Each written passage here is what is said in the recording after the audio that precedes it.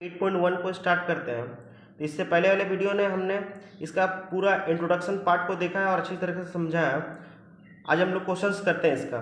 तो देखिए सबसे पहला क्वेश्चंस क्या बोला है, क्लासिफाई द फॉलोइंग मैट्रिक्स। तो हमें कुछ मैट्रिक्स दी गई है और हमें बताना है कि ये कौन सा मैट्रिक्स है। तो चलिए एक एक करके बताते हैं। तो देखिए सबसे पहला हमें दिया गया है कि इसमें देखिए नंबर ऑफ रो जितना है उतना ही नंबर ऑफ कॉलम, जैसे एक रो और एक दो रो हो गया, दो रो है और एक कॉलम और एक कॉलम, दो कॉलम है, जिसमें जिस किसी में भी अगर number of row equal to होगा नंबर ऑफ कॉलम के तो उसको हम क्या बोलेंगे, वो कैसा मैट्रिक्स होगा, तो स्क्वायर मैट्रिक्स होगा। अगर नंबर ऑफ रो और नंबर ऑफ कॉलम दोनों अगर इक्वल है तो ये कैसा मैट्रिक्स है, तो स्क्वायर मैट्रिक्स है। तो ये पहला वाला का आंसर क्या हो जाएगा, स्क्वायर मैट्रिक्स है, ये स्क्वायर मैट्रिक्स। चलिए पहला हो गया। अब सेकंड की बात करते हैं। देखिए सेकंड वाला में क्या है, एक ही रो है। तो जिस किसी मैट्रिक्स में अगर एक रो है तो हम इसको बोलते हैं कि रो मैट्रिक्स है। ये कैसा है, ये रो मैट्रिक्स है। अब देखिए इस थर्ड नंबर में देखते हैं। तो थर्ड नंबर में देख रहे हैं कि हम एक कॉलम है तो इसे हम बोलते हैं ये कॉलम मैट्रिक्स है। ये जिस किसी मैट्रिक्स में अगर एक कॉलम है तो इसको हम कॉलम मैट्रिक्स बोलेंगे, ये कॉलम मैट्रिक्स है। नंबर 4 में देखिए यहाँ पे एक रो, दो रो और तीन रो है और कॉलम की बात करेंगे तो एक कॉलम दो कॉलम है। तो ऐसा कभी भी रहे तो इसको हम इसके सिर्फ ऑर्डर को लिख देते हैं। जैसे इसमें तीन रो है तो 3 इंटू, दो कॉलम है तो 2, 3 इंटू 2 इसका ऑर्डर लिख देंगे। ये कैसा मैट्रिक्स है, तो 3/2 का मैट्रिक्स है ये। वैसे ही 5 नंबर में भी देखिए इसमें रो कितना है, इसमें एक रो दो रो, इसमें दो रो है तो दो रो हो गया। और कॉलम कितना है, तो 1 2 और 3, इसमें तीन कॉलम, माने एक कैसा मैट्रिक्स है, 2/3 का मैट्रिक्स है। इसके बाद कुछ 6 नंबर देखते हैं। तो 6 नंबर में देखिए इसमें इस मैट्रिक्स के अंदर में जितने भी एलिमेंट्स हैं सब जीरो है। तो हमने इसे पिछले वाले वीडियो में देखा था कि जिसमें अगर पूरा जीरो है तो इसको हम बोलते हैं जीरो मैट्रिक्स है। ये जीरो मैट्रिक्स है।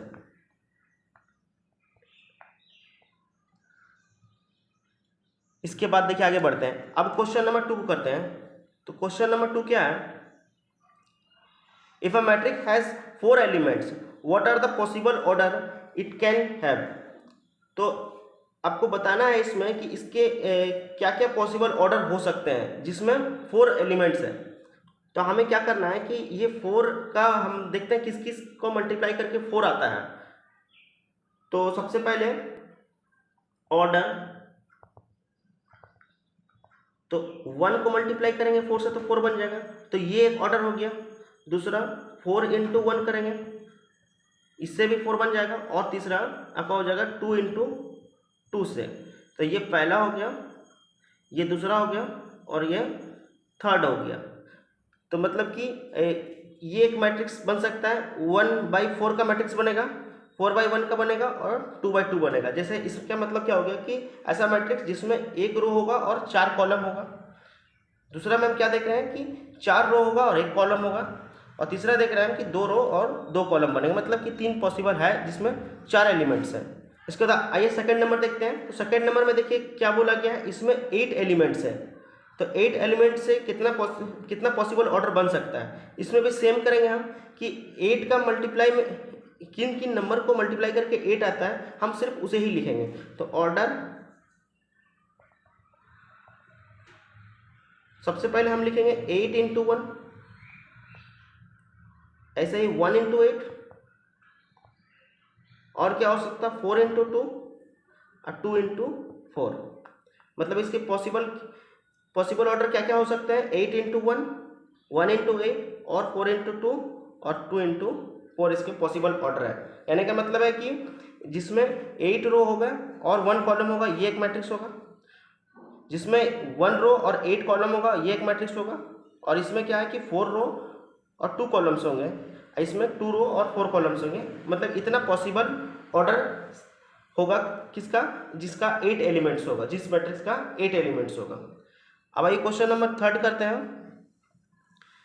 तो क्वेश्चन नंबर 3 में क्या बोला गया है, कंस्ट्रक्ट करके दिखाना है आपको कि 2x2 का मैट्रिक्स है, उस एलिमेंट जो दिया गया है Aij के फॉर्म में दिया गया है, तो इसे हमें दिखाना है। तो देखिए यहाँ पे नंबर 1 में ये जो हमको आई के जगह पे आई का वैल्यू और जे के जगह पे जे का वैल्यू को पुट करके हमें मैट्रिक्स के एलिमेंट्स को कंस्ट्रक्ट करके दिखाना है। तो देखिए कैसे करते हैं इसको। तो मान के चलिए अगर हम एलिमेंट का पोजीशन का बात करेंगे तो सबसे पहले क्या होता है, देखिए अगर 2x2 है तो सबसे पहले हमको पता चल रहा है क्या स्क्वायर मैट्रिक्स है। तो स्क्वायर मैट्रिक्स है तो नंबर ऑफ रो और नंबर ऑफ कॉलम सेम होंगे इसमें। तो सबसे पहले देखिए कि A1 2 1 1 और इसका मतलब क्या हो गया कि ये पहला रो के पहला कॉलम वाला पोजीशन है ये। वैसे ही A1 2 इसका मतलब क्या हो गया कि ये पहला रो के दूसरा नंबर कॉलम पे है, वैसे तीसरा नंबर पे है। देखिए यहाँ पे देखिए ये रो 2 है और कॉलम 1 है, और ये रो 2 है और कॉलम भी 2 है। मतलब कि इस तरीके से हमें मैट्रिक्स को लिख सकते हैं। ये एलिमेंट का पोजीशन दिखाता है हमें कि ये 1 1 क्या है, ये एलिमेंट का पोजीशन है, और ये आई के प्लेस पे होगा और ये जे के प्लेस पे होगा। वैसे ही ये भी ये आई के प्लेस पे होगा और ये जे के प्लेस पे होगा। इस फॉर्म में हम मतलब कि इसको लिखेंगे। तो सबसे पहले हम A11 को देखेंगे। A11 तो हमें प्रूफ क्या करना, हमें इसकी वैल्यू फाइंड करनी है 2i और j। तो देखिए i के जगह पे क्या है, i के जगह पे ये i का पोजीशन होता है और ये j का पोजीशन होता है। i के जगह पे 1 है और j के जगह पे भी 1 है। तो यहाँ लिखेंगे हम 2 × 1 - 1। तो क्या हो जाएगा 2 1 या 2, और 2 में से जब 1 को माइनस करेंगे तो ये हो जाएगा 1। पहला हो गया। दूसरा का बात करते हैं A12 2i - j। देखिए अब यहाँ पे i का वैल्यू कितना हो जाएगा 1 हो जाएगा और j का वैल्यू कितना हो जाएगा 2 हो जाएगा। तो i के जगह पे 1 लिखेंगे, 2 × 1 माइनस j के जगह पे लिखेंगे हम 2। तो 2 1 या 2, और 2 में से 2 को माइनस करेंगे तो हो जाएगा 0। ये दूसरा हो गया 0। वैसे थर्ड हम A3 थर्ड क्या हो जाएगा, ये देखिए इसका पोजीशन निकालते हैं। तो A21 है, ये वाला को उतारते हैं फिर से हम 2i - j। देखिए i के जगह पे 2 लिखेंगे और j के जगह पे 1 लिखेंगे। तो 2 × i के जगह पे हो जाएगा 2 - 1। तो ये हो जाएगा 2 2 जब 4, 4 में से 1 जाएगा तो हो जाएगा 3। तो इसका ये कौन सा एलिमेंट हो गया, ये 3 हो गया। वैसे ही नेक्स्ट करते हैं A22 का। तो ये वाला को फिर से लिखते हैं हम 2i - j। तो i के जगह पे अब क्या होगा, यहाँ पे i के जगह पे 2 और j के जगह पे भी 2 होगा। तो 2 × 2 माइनस का 2, तो ये 4 हो जाएगा, 4 में से 2 गया तो हो जाएगा 2। अब इसके हम इसको कंस्ट्रक्ट करते हैं। तो इसे हम कैसे लिख सकते हैं, तो देखिए सबसे पहले इसका वैल्यू कितना है 1 है, तो यहाँ 1 लिखेंगे। इसका वैल्यू कितना है 1 2 का, तो 0 है, यहाँ 0 लिखेंगे। 2 1 का वैल्यू कितना है 3, यहाँ 3 लिखेंगे। और 2 2 का वैल्यू कितना है 2। तो इस तरीके से हम इसे कंस्ट्रक्ट करेंगे। तो ये हो गया इसका आंसर। अब आते हैं इसका सेकंड नंबर पे। सेकंड नंबर पे हमें फाइंड करना है Aij = i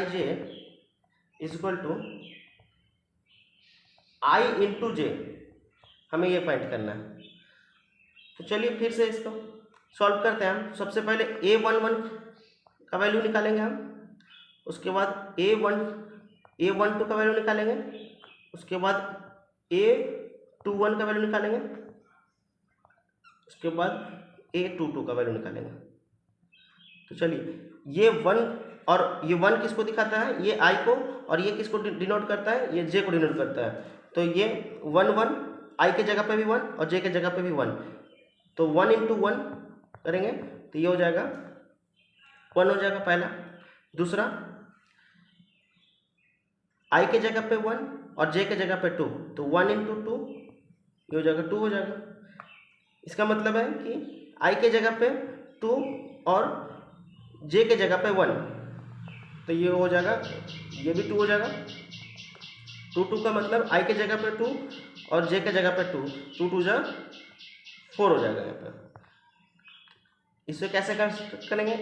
तो सबसे पहले a11 का वैल्यू लिखेंगे, 1 आ गया। a12 का वैल्यू हो जाएगा आपका 2 हो जाएगा। a21 का वैल्यू 2 हो जाएगा और a22 का वैल्यू हो जाएगा 4। तो ये हो गया इसका आंसर। तो आइए क्वेश्चन नंबर 4 को सॉल्व करते हैं। तो इसे हमें फाइंड करना है कि x और y का वैल्यू को फाइंड करना है।